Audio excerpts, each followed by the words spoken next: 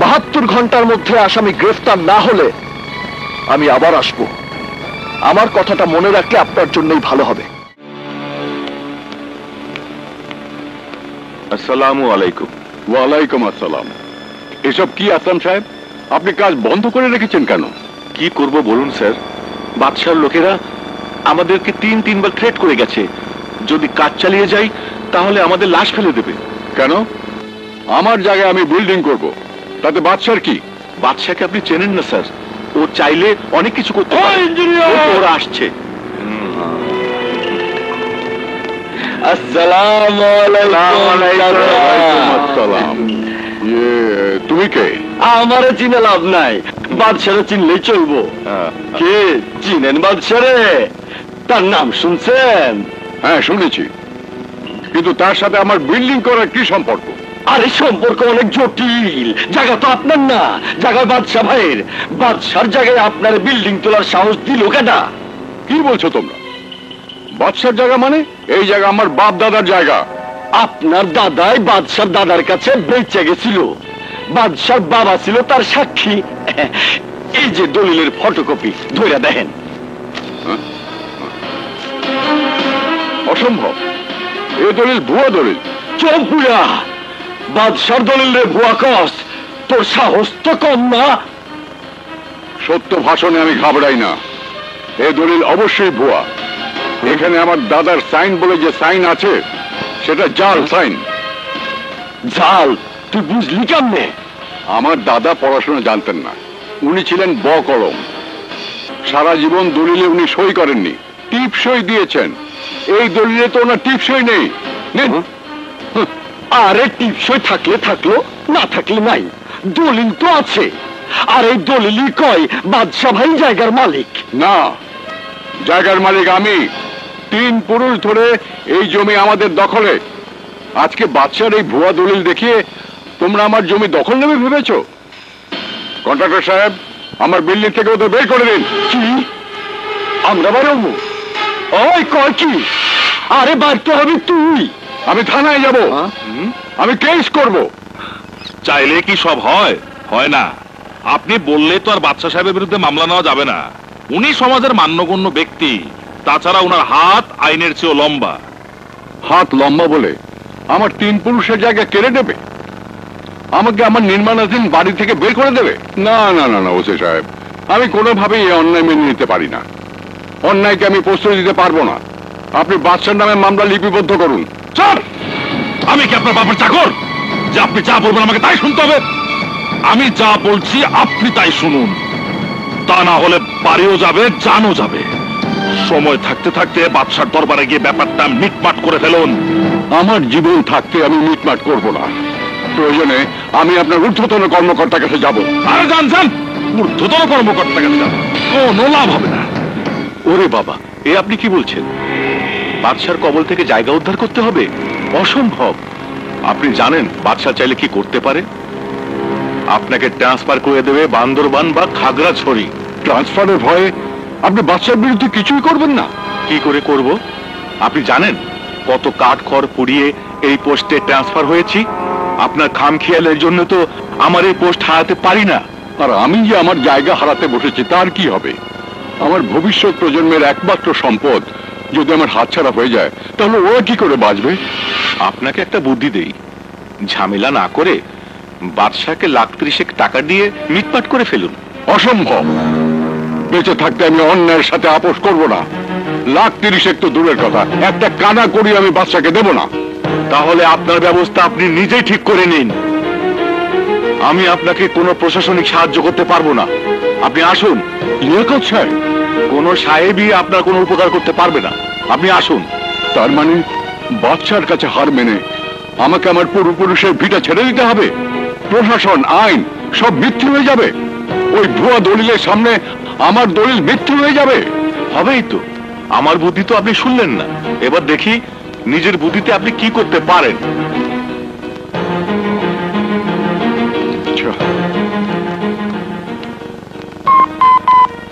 Hello বাদশা ভাই।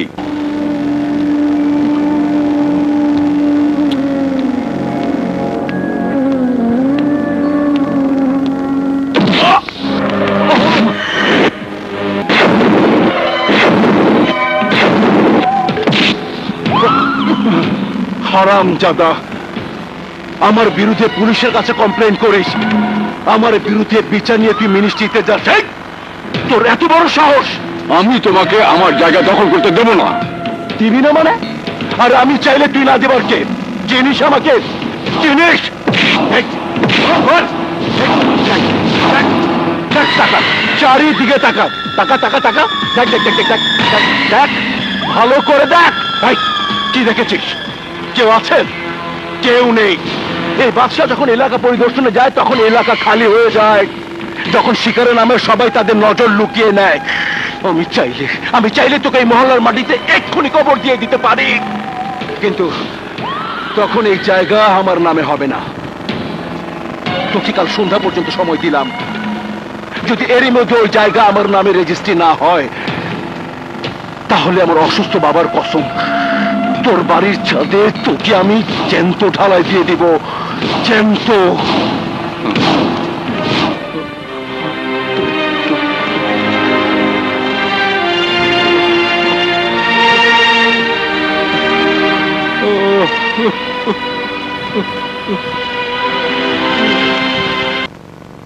আপনার মতো একজন শিক্ষকের গায়ে হাত দিয়েছে আমরা খুব মর্মাহত।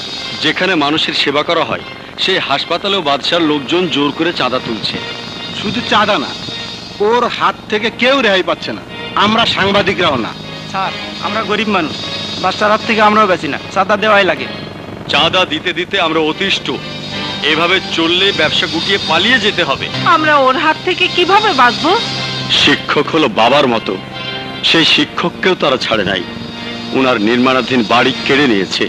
আল্লাহ, যার কেউ নেই তার আল্লাহ আছে। বাচ্চাকে ধ্বংস করার রাস্তা আল্লাহই দেখিয়ে দেবেন। স্যার, এখন আপনিই পারেন, আপনি যদি এগিয়ে আসেন তাহলে আমরাও এর প্রতিবাদ করতে পারবো। শিক্ষক যেমন শিক্ষার আলো দেখায়, তেমনি স্যার আপনার নেতৃত্বে আমরা সন্ত্রাস নির্মূল কমিটি গঠন করতে চাই। স্যার, আপনি ছাড়া আমাদের কোনো গতি নাই।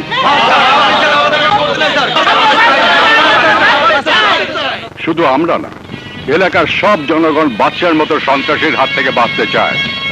এলাকা না, সারা দেশের নির্যাতিত মানুষও বাদশার মতো সন্ত্রাসীর হাত থেকে বাঁচতে চায়।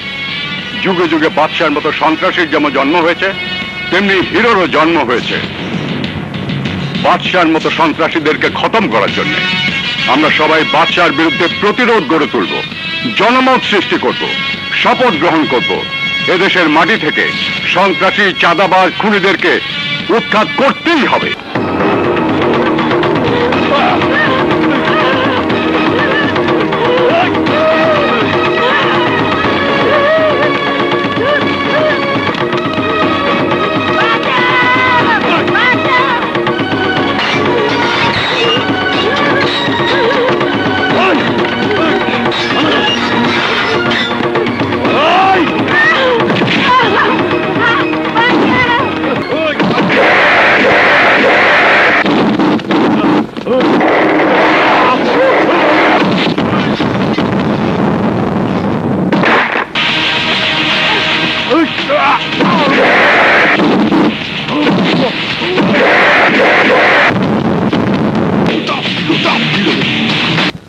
এবার পুরস্কার দেবার পালা। তাই প্রথমেই আন্তঃডিভিশন শুটিং প্রতিযোগিতা 2009-এ ঢাকা ডিভিশনের হিরোকে প্রথম পুরস্কার চ্যাম্পিয়ন ট্রফি নেবার জন্য মঞ্চে আসার আহ্বান করছি।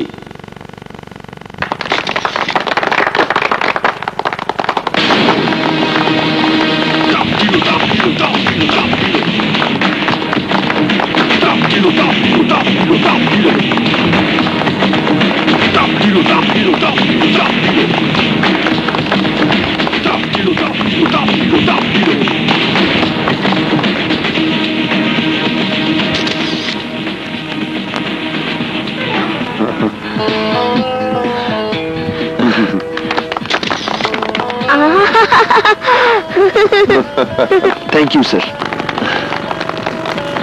মিস্টার হিরো, আপনার এই মুহূর্তে অনুভূতি কি? এক কথায় খুব ভালো লাগছে। ভবিষ্যৎ স্বপ্ন কি?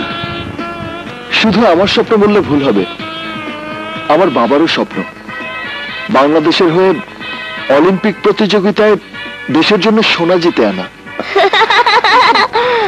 জানো মমতা, সত্যি অহংকারে আমার বুকটা অনেক বড় হয়ে গেছে। 1 মিনিট বাবা। কি ব্যাপার? কি জানি ওর কি মনে হলো। বাবা, তোমার বুকটা মেপে দেখি কত বেশি বড় হয়েছে। বাবার সঙ্গে দুষ্টুমি? কেন, দোষ হয়? বলো না বাবা, দোষ হয়? না মা না, এই হাসি খেলাটুকুই আমাদের সংসারের বাড়তি আনন্দ, যা হয়তো অন্য কোনো সংসারে নেই। ছেলের অনুষ্ঠান তো দেখলে, এবার টাকাটা আনার জন্য যাও। সন্ধ্যায় হলুদ দিতে আসবে, ওই হলুদ অনুষ্ঠানে মধুর যৌতুকের টাকা দিয়ে দিতে হবে। যাচ্ছি, চেক রেডি করে আছে, শুধু ভাঙিয়ে নিয়ে চলে আসবো।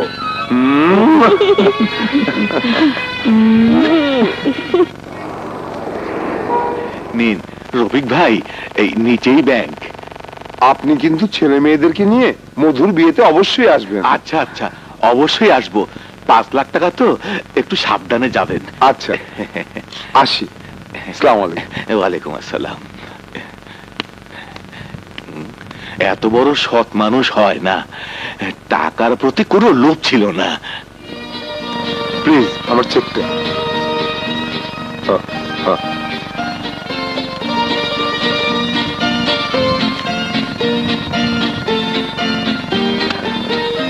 নেন।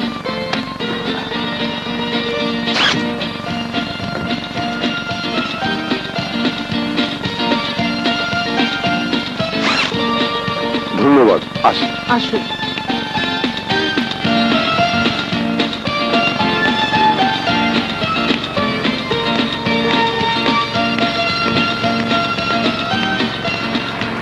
সারাদিন প্যাসেঞ্জার পাওয়া যাবে না। এই জায়গায় খাড়াই থাকলে ক্যাব পাবা না, অন্য জায়গায় যা। এই সঙ্গী যাবে? কই যাইবেন? শাহজাহানপুর। ওঠেন।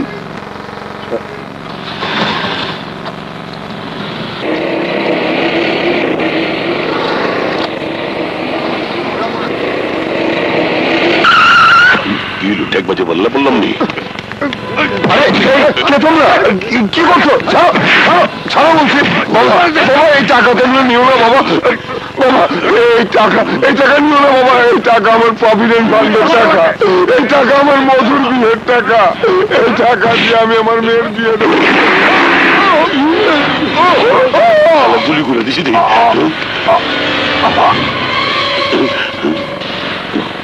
আমি কি করি?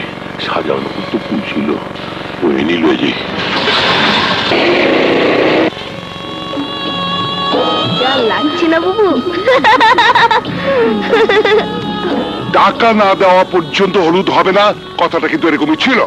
দেখুন, মধুর বাবা টাকা আনতে গেছে। আনতে গেছে, নিয়ে তো আসেনি।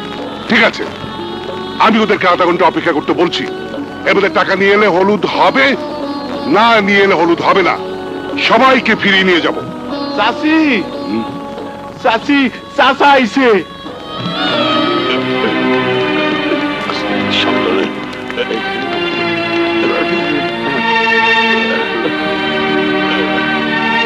বলেছিলাম না মানুষটা চলে আসবে। দেখুন, মানুষকে এতটা অবিশ্বাস করবেন না। আমি আপনার টাকা একটা একটা করে গুনে দেব।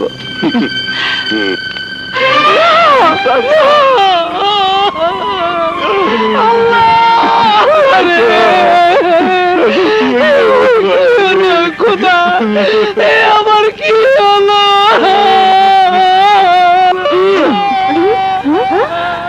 বুবু, মা কাঁদছে কেন? চল তো গিয়ে, চলো চলো চল। তুমি কি শান্তি দিলে? ভালো মানুষটাকে পাঠালাম, লাশে ফিরে এলো। তুমি কি করলে খোদা? তুমি কি করলে? বাবা,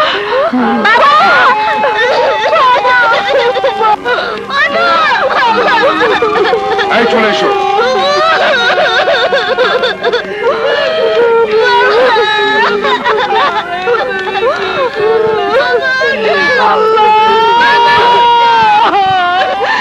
সব কিছুর জন্য আমি দেই। বাবা আমার বিয়ের টাকা থেকে লাশ হয়ে ফিরে এলো। আমাকে লাল শাড়ি পরিয়ে বউ সাজাতে গিয়ে বাবা তোমাকে বিধবা সাদা শাড়ি পরিয়ে দিল মা। আমি অপয়া, আমি অলক্ষী কলঙ্কিনী। আমার এই মুখ আমি কাউকে দেখাবো না, কাউকে দেখাবো না, কাউকে না।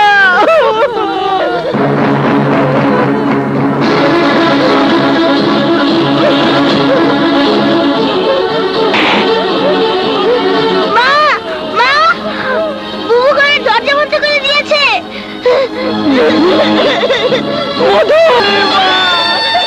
তুই কি করলি?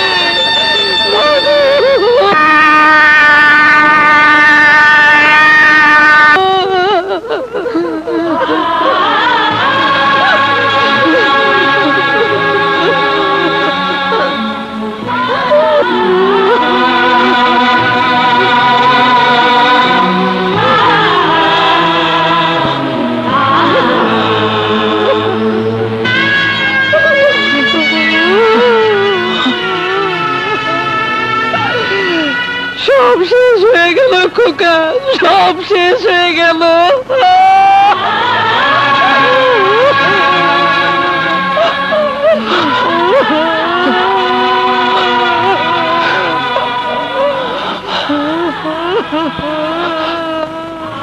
বাবা মারা গেল কি করে?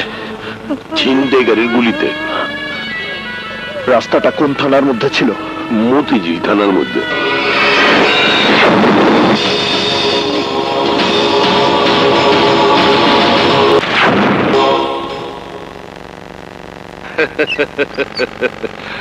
বাদশা ভাই, একবার যখন বলেছেন তখন কোনো ফাইলই ওপেন হবে না। আর 24 ঘন্টা তো হয়েও গেল, কোনো বাদী এখন পর্যন্ত মামলা করতে আসেনি বাদশা ভাই। কে ওই বাদশা ভাই? আমি জিজ্ঞেস করছি, কে ওই বাদশা ভাই? তুমি কে? আমি 24 ঘন্টা আগে যে মানুষটা ছিনতাইকারীদের গুলিতে মারা গেছে, আমি সেই হতভাগ্য বাবার সন্তান। কি করতে হবে? প্রথমে মামলা নিতে হবে, তারপর 72 ঘন্টার মধ্যে ওই সমস্ত ছিনতাইকারীদের গ্রেফতার করে আদালতে তুলতে হবে। মনে হচ্ছে চাকরিটা তোমার আন্ডারে করি। তুমি নিজেই মনে হয় সরকার। না, আমি সরকার নই, কিন্তু আমার মতো কোটি কোটি সাধারণ জনগণের ভোটেই সরকার নির্বাচিত হন। শুধু তাই নয়, সরকার আপনাদেরকে নিয়োগ দিয়েছে জনগণের নিরাপত্তার জন্য, দেশের সন্ত্রাস দমন করার জন্য। লেকচার কম। মামলা করতে এসেছো, মামলা করে যাও। পুলিশ কি করবে কি করবে না সেটা আমি দেখব, কারণ পুলিশের পোশাকটা আমার শরীরে, তোমার শরীরে নয়। 100% সত্যি কথা। মামলা তো করে যাবই, তবু বলছি 72 ঘন্টার মধ্যে আসামি গ্রেফতার না হলে আমি আবার আসব।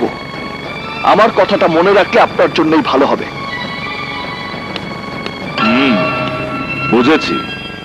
রাস্তার মধ্যে তোমাকে একটা খেলা দেখানোর জন্য বাদশা ভাইকে ফোনটা করতেই হবে।